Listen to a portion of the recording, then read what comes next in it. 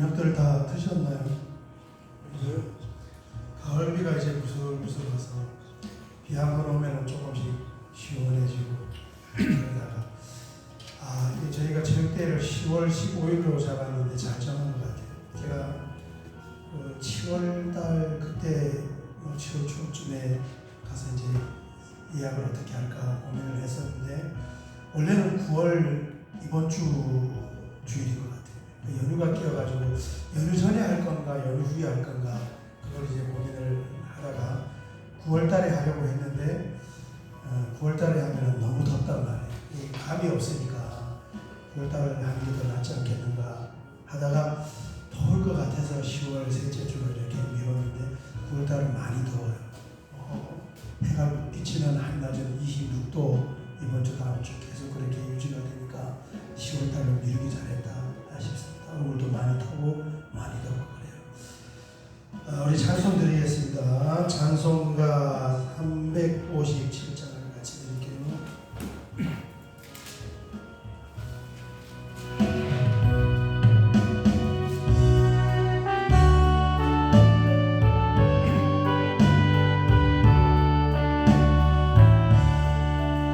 주님은 사랑이라 나를 불러하여 이 세상 모든 말을 맞춰서 멸하세.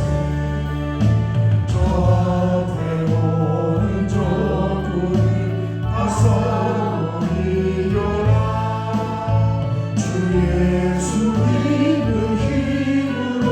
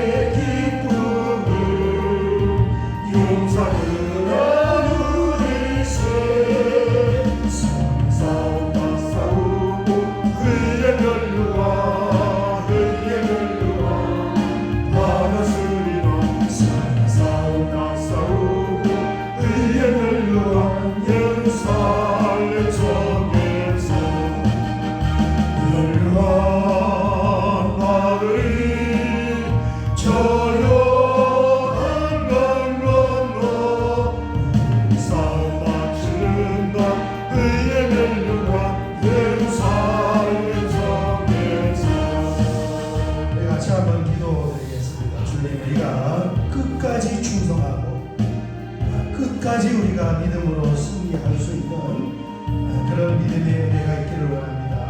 하나님 늘 우리의 심령을 붙잡아 주시옵소서. 같이 한번 동성으로 기도드리겠습니다. 아버지 하나님 감사합니다. 저희에게 믿음을 선물로 주셔서 한 생애의 주님을 주에서 또 그리스도의 몸된 교회를 세우소서. 그렇게 아버지 하나님께 아버지 믿음으로 살 수 있어서 감사합니다. 우리가 늘 아버지 하나님을 불러설 때도 또 넘어지고 쓰러질 때도 있지만 주님 성령으로 우리를 붙잡아 주셔서 아버지 하나님 끝까지 주님을 사랑하고 끝까지 충성을 하며 끝까지 승리할 수 있는 우리의 믿음이 되기를 원합니다. 오늘도 말씀과 성령의 감동과 함께 하여 주시고 우리의 심령을 붙잡아 주시옵소서.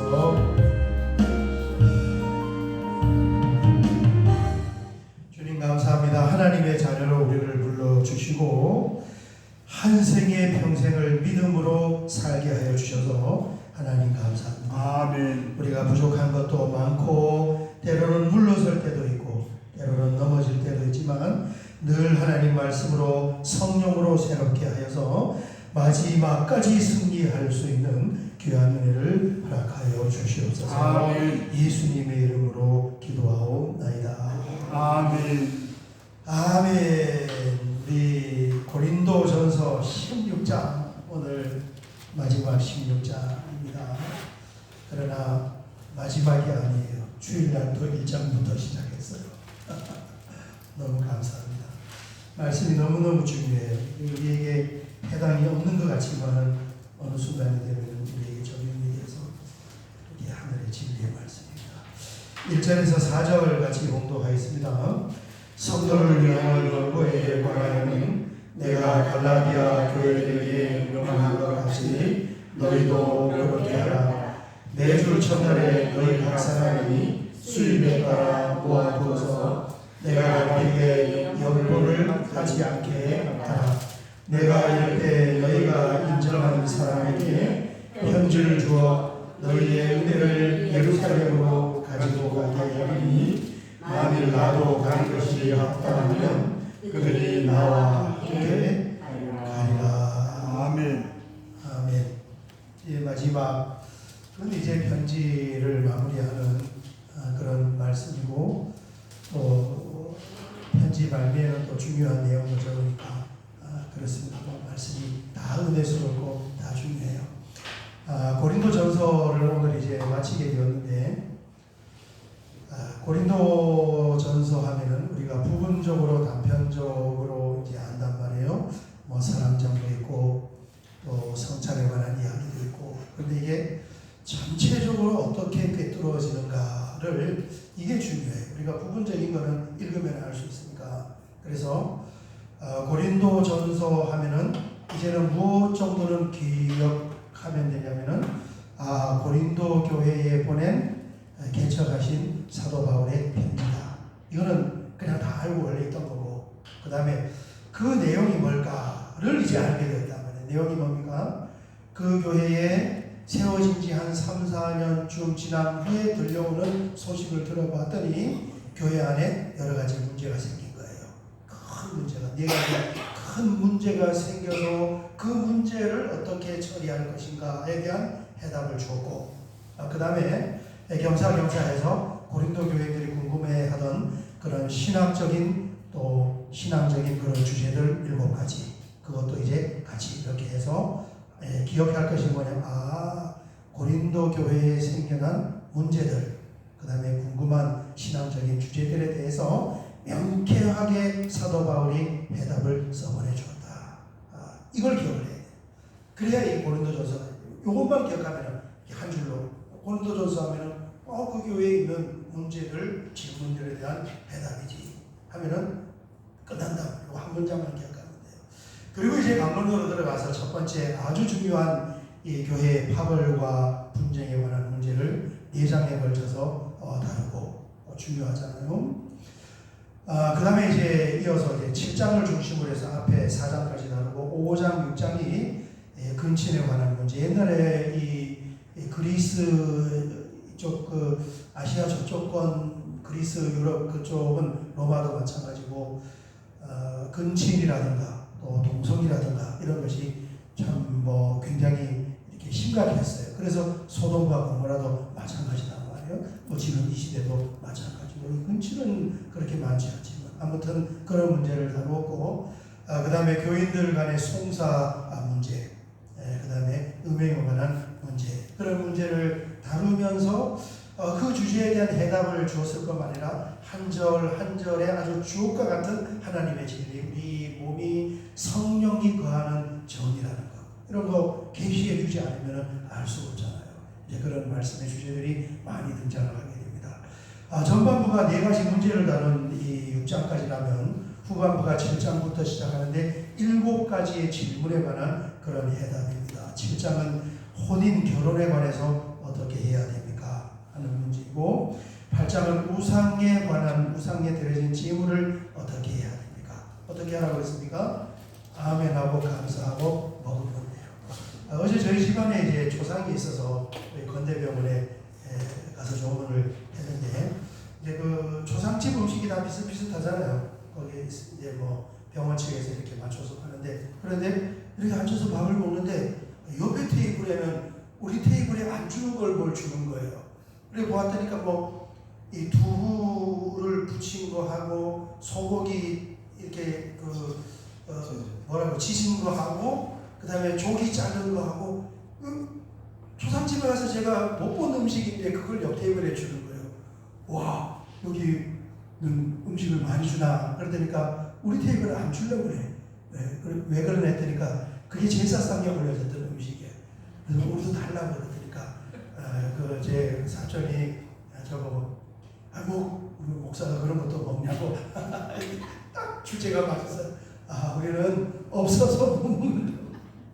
주면은 감사하게 먹는다 그러니까 이 교회는 지금은 안 다니지만 어쨌든 교회인지만 하는데 그걸 이제 들어서 아는 거예요. 교회 다니는 사람은 절 받은 음식 안 먹고 제사상에 올라가는 음식을 안 먹는다는 것을 알고 있는 거예요. 교회를 안 다닌다고 안 주려고 그러는 거예요. 그래서 달라고 그러니까 너무너무 좋아하는 거예요. 이런 거 먹냐고. 그래서 먹지. 감사하게 아멘으로 하나님 주신 거 다 맛있게 먹는다니까 너무 좋아하면서 또 초상집 음식 외에 또 추가되는 음식을 줘서 맛있게 잘 먹고 왔습니다. 이게 말씀의 힘이에요. 말씀을 모르면 어딘가에서 내가 들었던 그것 때문에 마음이 걸리게 되고 부담이 되는데 성경을 딱 보니까 그게 아니라는 걸 아니까 이제는 어디 가서도 자유하게 주면은 음식을 먹을 수 있는 줄 믿습니다. 아멘. 성경을 알아야 되는 거야. 그렇습니다. 그게 이제 8장의 우상에 관한 제물 문제. 그게 나온 김에 이제 9장 10장은 내가 그것을 어떻게 절제하고 또 포기할 건가? 왜 나에게 주어진 자유 여러 가지를 절제할 필요가 있는가? 왜 그렇습니까? 영혼을 구원하고 복음을 전달하는 곳에 쓰기 위해서 그럴 필요가 있다는 말씀입니다. 네. 광장동 새댁들이 또 이렇게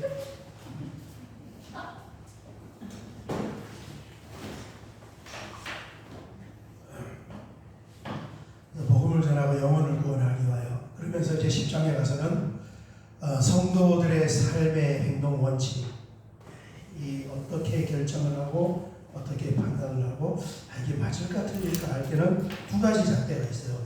이렇게 하면서 다른 사람에게 유익을 줄 수 있는가, 또 이렇게 하면서 하나님께 영광이 되는가. 이게 십자가의 원리잖아요. 하나님께 영광이 되고 하나님을 사랑하는 것, 그 다음에 사람에게 유익을 되고 사람을 사랑하는 것. 이게 고린도전서 10장이 말씀하는 우상에 관한 제물이 나온 김에 사도 바울이 연이어서 3장을 말씀하는데 그것이 바로 우리의 삶의 표준이 됩니다. 이제 질문이에요. 우상에 관한 여러분들 그렇게 대답해야 된단 말이에요. 아니 예수 믿는 사람은 제사상에 오기 고사상 머리 눌린 돼지고기 안 먹는다면서 누가 물으면 뭐라고 대답해야 돼요? 왜 안 먹어? 없어서 못 먹지. 가져와 와봐. 성경에 하나님께서 음식은 다 하나님이 주신 식물이기 때문에 아멘 감사하면서 먹어도 된다고 해. 이렇게 딱 이야기하면 되는 거예요. 그게 질문이잖아요. 지금 고린도 교회 교인들이 그것 때문에 질문하는 거예요. 제우스 신전에 모든 시장에 파는 고기들이 전부 신전에 올렸던 재물들을 가지고 나와서 팔고 그게 아니더라도 이렇게 막 섞여 있으니까 이거 도대체 어떻게 해야 됩니까? 라고 물으니까 사도 바울이 정확하게 대답을 해준 거다. 아멘. 그러나 누군가가 내가 그걸 먹는 거 보면서 시험이 든다면은 얼마든지 절제할 수가 있습니다. 이렇게 표현을 한 거예요. 그 다음에 이제 11장에 가서는 두 가지 주제를 다루는데 머리에 쓰는 수건 문제하고 성만찬의 문제를 다루고 12장에 가서 사랑, 왜 고린도전서 13장에 사랑이 나왔을까? 사랑의 세상 다 알잖아요. 이제 흐름을 모르면 왜 나온지 모른다는 거예요. 은사가 교회 안에서 혼란스럽게 쓰여졌어요. 그래서 그 은사를 설명하면서 12장 그리스도의 몸을 먼저 설명을 해요. 모든 것은 다 몸을 세우기 위한 사람의 몸. 이게 눈, 코, 입, 귀, 손 다 달라도 이게 몸 안에서 서로 갈등을 하는 것이 아니라 다르지만은 조화를 이루어서 우리의 몸을 형성하고 있지 않습니까?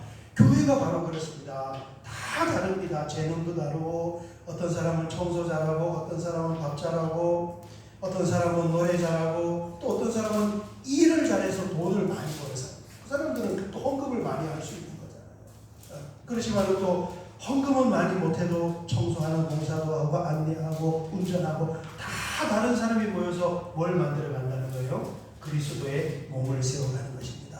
그래서 나에게 준 것만 내가 잘하는 것만 최고다고 그렇게 자랑하지 말고 그것을 하나님께 쓸 때는 사랑이라는 그릇에 담아서 쓰면은 빛이 나고 광택이 나고 그 은혜가 폭발을 합니다. 그러면서 이제 13장의 주옥과 같은 사랑의 말씀이 이렇게 전파가 되고 선포가 된 거예요. 그리고 14장에 가서 방언과 예언을 안에서 말씀을 하고 15장에 가서 부활에 관한 우리 요한계시록 그 부분 데살로니가 전서 하면서도 우리가 봤잖아요. 사실은 성경의 마지막 남은 계시.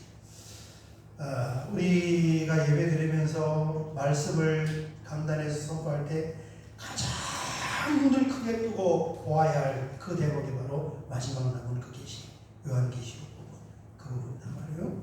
그래서 그 부분은 이제 내년도 그 부활절 전에 6주 동안 고린도서 15장 6주 동안 딱 강의하면은 이 부활과 부활체, 휴거, 재림 이 부분에 대해서 눈이 완전히 열릴 것입니다. 성경에 부활에 관해서 이렇게 말씀을 해놓았구나. 아마 눈이 확 열릴 거예요. 그 다음에 이제 16장에 와서 오늘 고린도전서 16장 보면 첫 번째 이제 이 헌금 연보에 관한 질문에 대답을 해놓습니다. 16장 1절 성도를 예루살렘에 보내는 구제 헌금을 어떻게 해야 되는가 하는 제목입니다. 성도를 위하는 예루살렘 교회 구제 헌금이에요. 연보에 관한 내가 갈라디아 교회들에게 명한 것 같이 너희도 그렇게 하라 하면서 2절에 헌금을 드리는 원리를 말씀하고 있습니다. 첫 번째, 매주 첫날에 그랬습니다. 우리가 하나님께 드리는 헌금은 준비하였다가 주일 단위로 주중에 해도 되지만 어쨌든 이렇게 주일에 예배를 드릴 때 하나님께 드리는 것이 좋구나. 요즘은 온라인이 발달해서 온라인으로도 다 이렇게 헌금을 하잖아요. 우리 교회도 여러분들이 온라인으로 하는데 어쨌든 기본적인 것은 이제 주일날 준비를 해서 주일 예배에 가지고 와서 기도하면서 기도가 중요해요. 헌금을 드리고 내가 왜 감사 예물을 하나님 앞에 드리고 내가 왜 건축 헌금, 구제 헌금을 드리고 내가 왜 10의 1조 예물을 구별하여 하나님 앞에 드리는가. 그것을 기도하고 간절히 기도하고 믿음으로 하나님 앞에 드리는 것입니다. 이렇게 주일 단위로 하나님께 드리는 것이고 너희 각 사람이 2절입니다. 그래서 하나님께 드리는 예물은 모든 사람이 하나님 앞에 다 예물을 드리되 수입에 따라 그랬습니다. 분량에 따라서 수입이 적은 사람은 적은 분량대로 하나님 앞에 드리면 되고 또 비례해서 수입이 많은 분은 또 넉넉한 마음으로 하나님 앞에 예물을 드리면 되는 거예요. 수입에 따라서 드리면 돼요. 내가 적게 드린다고 그런 게 아니단 말이에요. 수입에 따라서 수입이 많지 않은 분은 거기서 적은 분량을 드려도 그게 굉장히 많은 거예요. 그죠? 그렇습니다. 그래서 그렇게 수입에 비례해서 이렇게 예물을 드리면 되고 그 다음에 모아두어서 내가 갈 때에 연보를 하지 않게 하라. 그래서 평소에 내가 마음이 중요합니다. 평소에 내가 믿음으로 헌금을 이렇게 준비하고 모아서 하나님 앞에 드리는 것이다. 이게 헌금의 원리가 되겠습니다. 그 다음에 이제 16장 두 번째에 이어지는 그 내용은 이제 앞으로 사도 바울이 고린도 교회를 어떻게 방문할 것인가 하는 그 계획을 말씀을 하고 있습니다. 5절을 보면 내가 마게도냐를 지날 터이니 마게도냐를 지난 후에 너희에게 가서 혹 너희와 함께 머물며 겨울을 지낼 듯도 하니 이는 너희가 나를 내가 갈 곳으로 보내어주려 하려 함이라. 아멘. 그래서 계획이 몇 번 수정이 돼요. 다른 계획도 있었는데 최종적으로 결정된 것이 뭐냐면 원래 이제 이 3차 선교회 지금 에베소에서 3년 동안 머무르면서 여기 고린도 교회 소식을 들었는데 원래는 어떻게 하려고 했냐면 후서를 보면 배를 타고 이렇게 건너갔다가 이렇게 위로 빌립보까지 둘러보고 다시 내려와서 배를 타고 예루살렘으로 가려는 계획을 가지고 있었는데 이제 계획이 수정이 돼서 에베소에서 실제 진행은 어떻게 되냐면 드로아로 올라가서 여기서 이제 2차하고 같은 이 코스로 이렇게 내려가기로 내가 계획을 수정을 했다. 왜냐하면 이렇게 해서 여기를 종착역으로 해서 주어지는 시간 전체를 다 여기에다 쏟아붓겠다. 겨울철을 여기서 나겠다. 고린도 교회에 문제가 여러 가지가 있으니까 장기간 동안 머물면서 그 문제를 해결하려고 한 거예요. 그래서 여기서 3개월 동안 머물고 겨울을 보내고 배를 타고 이렇게 해서 예루살렘으로 가야 되겠다라고 계획을 세웠는데 그 계획이 사도행전을 보면 또 바꾸게 되는 거예요. 왜 바꾸게 되냐면은 여기서 배를 타려고 했더니 무슨 음모를 들었냐면은 유대인들이 이 배가 출항을 하면은 선상에서 바다에서 사도 바울을 암살하려고 하는 암살 모의를 캐치를 한 거예요. 그래서 고린도에서 배를 타고 이쪽으로 건너가지 못하고 다시 육지로 올라가서 이렇게 올라가서 이렇게 해서 원 예루살렘으로 가고자 하는 그 일정이 늦어지는 그런 장면이 사도행전에 나옵니다. 19장, 20장이 바울의 3차 선교예요. 그리고 3차 맞추 20장 들어가서 21장에 체포가 되면서 22장에 안토니아 요새에서 간증을 하고 23장에 예루살렘에서 죽이려고 암살 모의를 하니까 빼돌려서 24장에 보면은 이게 빼돌려서 이쪽으로 이동을 시켜서 거기에서 이제 24장, 25장, 26장 세 장을 재판을 받고 그 다음에 27장, 28장에 로마로 압송되는 그런 과정이 나오는 것입니다. 이렇게 이제 방문할 계획을 표현을 하고 그 다음에 이제 중요한 주제가 하나 나오는데 16장 13절, 14절입니다. 같이 한번 우리가 봉독하겠습니다. 깨어 믿음에 굳게 서서 남자답게 강건하라. 너희 모든 일을 사랑으로 행하라. 아멘. 이 16장의 13절 14절이 고린도 전서를 어떤 관통하는 핵심적인 그런 내용이 되겠습니다. 두 가지 주제를 다뤄요. 하나는 뭐냐면은 깨어서 믿음에 굳게 서서 남자답게 강건하라 입니다. 깨어 있어야 되고 데살로니가 전서도 마찬가지잖아요. 6장에 보면 깨어 있습니다. 깨어서 정신을 차리고 있어야 된다. 마찬가지입니다. 깨어서 믿음을 잘하고 이 어린 나이 고린도 교회에 나타나는 문제들은 뭐냐 하면은 믿음이 부족하여 나타나는 문제. 다 초신자들이니까 안 통한단 말이에요. 이해를 못해요. 깊은 하나님의 세계를 볼 수 있는 그런 믿음의 영적인 안목이 없는 거예요. 애들 그러잖아요. 애들이요. 애들 영적으로 어린 나이인데 애들 보고 야 그거 이렇게 싸우지 말라고 이야기를 하면 우리 중학교 3학년 친구 둘 지난주에 한 명이 뭐 자전거 타다 다쳐가지고 못 온다고 주일날이렇게 카톡이 왔어요. 뭐 못 온다고 어쩔 수 없잖아요. 한 명 마주 못 오는 줄 알았는데 야 걔는 우리 교회를 처음 한 번도 교회를 가본 적이 없는 애가 친구 따라 지금 우리 교회 한 3, 4주 왔는데 집에 이사를 갔어요. 저기 상일동 쪽으로 이사를 갔어요. 거기서 이제 주일날 여기로 오는 거예요. 친구가 있으니까 오는데 그날 이제 3시 지금 단톡을 하고 있는데 친구가 못 온다 하니까 당연히 걔도 안 와야 되잖아요. 근데 오는 거예요. 너무너무 고마운 거예요. 와서 이제 같이 밥 먹었는데 혹시 몰라서 이제 못 온 친구도 한번 연락을 해보라니까 예배는 못 오는데 또 밥 먹으러 오라니까 얼굴에 막 이렇게 자전거 타다 넘어져갖고 막 이렇게 많이 까져가지고 막 이렇게 뭐 이렇게 덕지덕지 붙이고 다녔어요. 교회 못 오는 이유가 세수를 못 해가지고 못 온다는 거예요. 그러더니 밥을 먹으러 왔어요.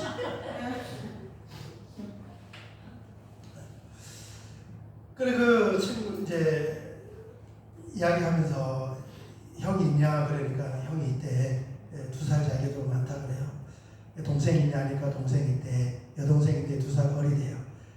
그래서 2살 어린 여동생이 너 말 잘 듣냐 그러니까 자기 형 말은 잘 듣는데 자기 말은 안 듣는데 싸운대. 2살 터울인데 맞아요. 1살 터울 2살 터울이면은 많이 엄청 싸워요. 2살 터울. 저는 저희 형님하고 4살 터울인데도 꽤 싸운 편이단 말이에요. 4살 차이도 싸우는데 1살 남자끼리 연년생이면요 진짜 엄청나게 싸웁니다. 어릴 때부터 클 때까지 싸워요. 부모가 보면 참 안타깝지요. 이게 형제가 싸우는 게. 그런데 아무리 싸우지 말라고 말해도 안 들어요. 왜 그렇습니까? 뭐 하기 때문에 그래요? 애기 때문에. 나중에 크면은 뭐 싸울 일이 뭐가 있습니까? 애기 때문에.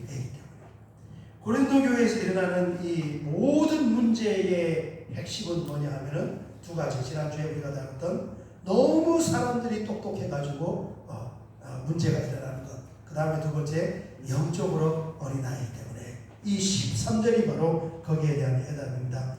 깨어 믿음에 굳게 서서 남자답게 강건하라 그랬습니다. 믿음이 잘 자라서 깨어서 그 믿음 위에 서서 담대한 믿음으로 그렇게 우리에게 주어진 문제들을 헤쳐나가야 됩니다 하는 그런 말씀이에요. 여러분 우리에게도 그런 은혜가 있으시기를 주의 이름으로 축원합니다. 아멘. 똑같아. 고린도 교회에서 일어나는 그 문제들이 뭐 우리 지금 이 시대의 교회도 똑같아요. 왜냐하면 다른 사람 보면은 어린아이의 특징이 뭐냐면은 시기하고 분쟁하는 거예요. 그러니까 다른 사람의 영적으로 시기하고 또 그런 문제들이 교회 안에서 막 어마어마한 문제. 전부 다 들어가 보면은 그 문제인 거예요.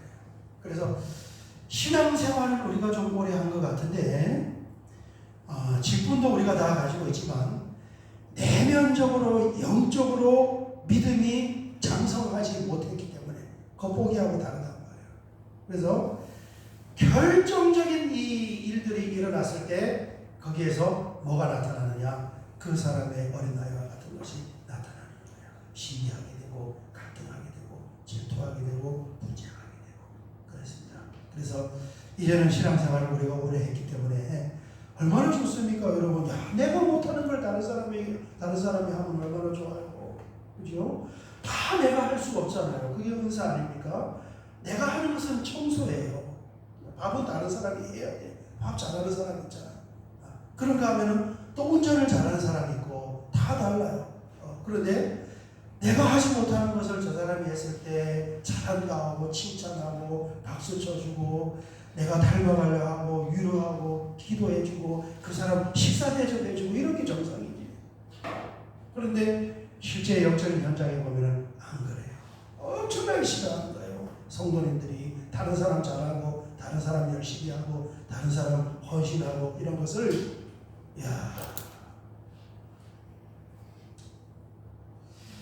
할만한 것 같은데 막상 그게 자기 문제로 다가오면 큰 문제로 다가오는데 그것을 극복할 수 있는 믿음으로 자랐으면은 그게 아무것도 아닌 게 되는데 그게 극복할 수 없는 어린아이의 믿음일 때는 그게 너무 크게 다가와요. 임식식 같은 거 한번 하면 나는 후보로도 추천이 안 됐는데 저 사람은 당선이 되어버렸네. 시기가 이 안에서 원문 사람을 시기하지 아니하고 그 원문이 뭐라고 그랬습니까? 물이 부글부글 끓여도 속이 견딜 수가 없는 거예요. 내가 저 사람이다. 내가 못한 게 뭐 있다고 나는 투표에서 떨어졌냐. 견디지 못하는 거예요. 그 사람 상황에서 그게 너무 크게 다가오는 거예요. 그러나 한 발짝 이렇게 떨어져서 보면 뭐 별일이 아니잖아요. 다음에 또 인증을 하면 되지. 왜 사람들이 나에게 표를 안 줬을까를 보고 내가 더 겸손한 마음으로 열심히 봉사를 하면 될 거 아닙니까? 그리고 그 직분을 안 받아도 하나님 있는데 별 이상이 없잖아요. 근데 어린아이기 때문에 다른 그것을 견뎌내지 못하는 거예요. 이런 문제들이 다 얽히고 설켜가지고 뭘 하느냐? 교회의 발목을 잡고 교회가 힘있게 전진하는 그 일을 하지 못해요. 거기에 또 그 감정 사이에 마귀가 틈을 타가지고 별 문제와 일을 다 만드는 거예요. 그렇습니다. 어쨌든 믿음이 자라야 된다. 그리고 그 믿음에 서서 남자답게 강건해야 된다. 13절입니다. 고린도전서를 관통하는 핵심적인 주제예요. 그 다음에 고린도전서를 관통하는 핵심적인 주제가 하나 더 있는데 그것이 뭡니까? 14절입니다. 뭐예요? 너희 모든 일을 뭘로 해야 된다고요? 사랑으로 해요. 사랑을 담아서. 아멘. 사랑으로 해요. 이번에 체육대회 대지 이제 어제 제가 주문을 넣었는데 하루 전까지만 하면 비용은 어떻게 해요? 하루 전까지만 하면은 연기해 준다고 주문해서 한마디 하고 지금 99만 원 99만 원 나왔습니다. 아이고 100만 원 안 넘었네요. 너무 적게 나왔네. 말은 감사합니다. 근데 이제 저렇게 장로님이 99만 원 이게 내고 그걸 사랑을 담아서 이렇게 섬기니까 너무너무 좋잖아요. 아멘. 그러니까 모든 게 다 마찬가지인 거예요. 우리가 뭘 하든지 그것을 사랑이라는 이 그릇에 담아가지고 하나님 앞에 올려드리면 참 향기롭잖아요. 아멘. 그 준비하는 모든 과정, 이렇게 섬기는 거, 대하는 거 이런 게 얼마나 좋습니까? 그래서 이 공동체 자체가 어떤 공동체가 데살로니가 교회를 위해서 사도 바울이 중보기도할 때도 그 교회에 사랑이 풍성히 넘치기를 원합니다. 왜? 영혼이라는 이 모는 어디에 심겨주냐면은 사랑의 무판에 영혼이 심겨지는 거예요. 아멘. 사랑, 말을 한마디 해도 사랑을 담아서, 내가 뭘 해도 사랑을 담아서, 그러면은 교회가 벌써 이렇게 보면은 이 사랑의 기름칠이 뛰어서 이 사랑의 기름칠로 교회가 사랑을 느낀단 말이에요. 뭘 해도 마찬가지예요. 그러면 이제 거기에 영혼이 이렇게 담겨질 수 있는 거예요. 근데 우리가 한다고 막 애를 쓰는데 보면은 그런 게 부족해. 한국 교회 지금 현주소에 엄청나게 봉사하고 사회 이런 봉사기관, 보아원, 양로원 이런 것을 기독교 단체들이 70%를 가지고 있다고 하는데 안 믿는 사람들이 봤을 때 그거는 교회가 헌금을 모아서 또 재력이 되고 사정이 되니까 말씀에 따라서 그것을 제도적으로 했을 뿐이지 한 걸음 더 들어가니까 자기들이 원하는 만큼 그렇게 진실한 사랑은 잘 보이지 않는 것 같더라. 이게 지금 세상이 보는 교회에 대한 시각이잖아요. 우리가 멀리까지 갈 것은 없고 우리 하늘도 교회도 앞으로 영원히 교회 역사가 존재하는 한에는 이 교회에 영혼을 심어야 하는 줄 믿습니다. 아멘. 그래서 그 영혼은 어떻게 심겨지느냐? 고린도전서 13장 1절, 2절, 3절이 엄청나게 중요해요. 아무리 세고 큰 은혜와 능력과 은사를 가지고 있더라도 자기 것을 다 팔아서 구제하고 심지어는 자기 몸을 불살라서 헌신할지라도 사랑이 없으면 그 모든 것이 다 헛되고 무용지물이 돼요. 아멘. 그러니까 작은 것 하나라도 사랑에 담아요. 이 사랑의 그릇에 담아서 그것을 전달하고 선포할 때 내가 작은 것을 했지만은 그것이 폭발을 하게 되고 거기서 생명의 역사가 나는 줄 믿습니다. 아멘. 그래서 이 마지막 13절, 14절을 그렇게 말씀을 했습니다. 한 가지 주제만 보고 정리할게요. 15절에서 18절을 보면 교회에서 열심히 봉사하는 일꾼들을 어떻게 대접을 해야 하느냐. 15절에서 18절 같이 읽겠습니다. 형제들아, 스데바나 제군 곧 아가야의 또 성도 섬기기로 작정한 줄을 너희가 아는지라. 내가 너희를 보라니 이 같은 사람들과 또 함께 일하며 수고하는 모든 사람에게 순종하라. 내가 스데바나와 부두나도와 아가이고가 온 것을 기뻐하노니 그들이 너희의 부족한 것을 채웠습니다. 그들이 나와 너희 마음을 시원하게 하였으니 그러므로 너희는 이런 사람들을 알아주라. 아멘. 교회에서 열심히 일하고 봉사하고 섬기는 일꾼들은 어떻게 해야 하느냐. 18절 끝에 보니까 그런 사람들을 알아줘야 된다는 거예요. 16절 끝에 보니까 그런 사람들에게 순종을 하라 그랬습니다. 알아주고 순종을 하라는 것이 뭐냐면은 교회에서 열심히 일하고 봉사하고 충성하고 헌신하고 잘 섬기는 사람들을 알고 그 사람을 격려해주고 위로해주고 박수 쳐주고 그 사람이 하는 그 일에 함께 협력하여 동참을 하고 본받고 배우라는 거예요. 차 나가야 됩니까? 차 나가야 돼요. 네. 네. 그렇습니다. 격려하고 위로하고 박수 쳐주고 동참하고 본받고 배워야 합니다. 협조라는 거죠. 협조. 그죠? 일꾼들은 그렇게 해야 합니다. 절대 그거 누르면 안 돼요. 비꼬면 안 돼요. 발목을 잡고 비웃고 비꼬고 그러면 안 돼요. 참 잘한다고, 너무 멋있다고, 너무 감사하다고, 너무 고맙다고, 나도 배우고 싶다고, 위해서 기도하겠습니다. 이렇게 해야 돼요. 그게 일꾼을 대하는 자세입니다.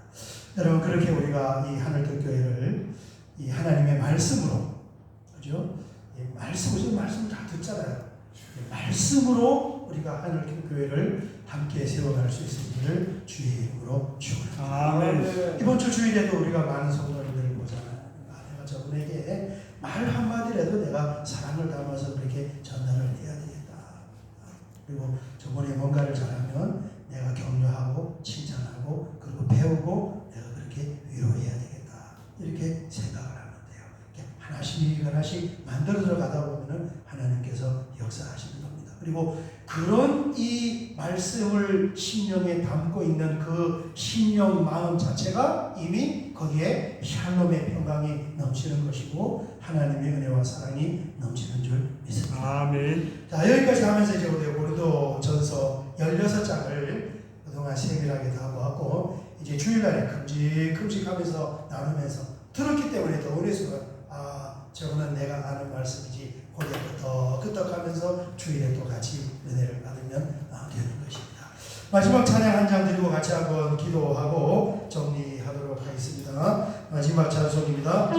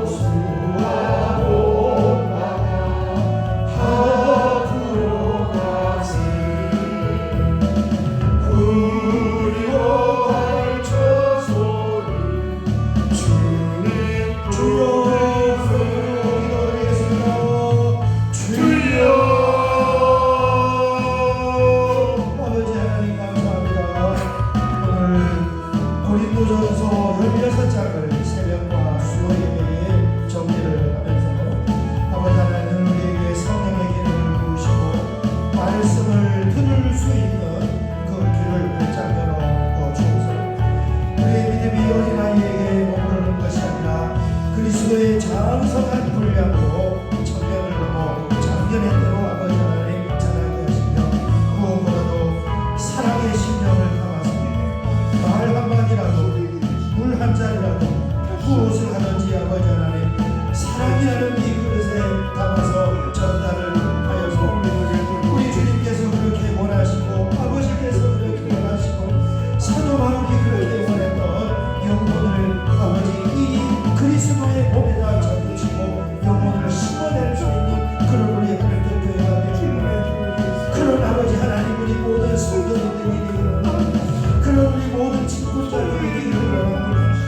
이렇게 사랑을 전달하는 우리 중직자 항종직들을 이기를 원합니다. 하나님의 은혜를 허락하여 주시옵소서.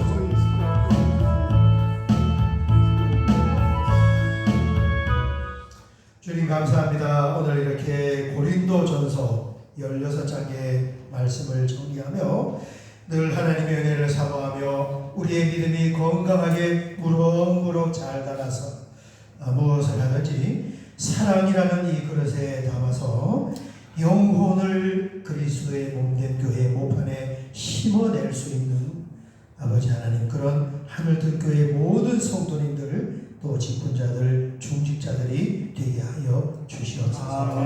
10월 15일에 전교인 체육대회 한마당을 아버지 하나님 이렇게 준비하며 여러 봉사하고 섬기는 손길을 통하여 함께 만들어갈 때 코로나를 마치고 다시 한번 한마음 한뜻이 되어서 2024년을 준비하며 나갈 수 있는 아름답고 복된 순간으로 삼아 주시옵소서. 아멘. 예수님의 이름으로 기도하옵나이다. 아멘.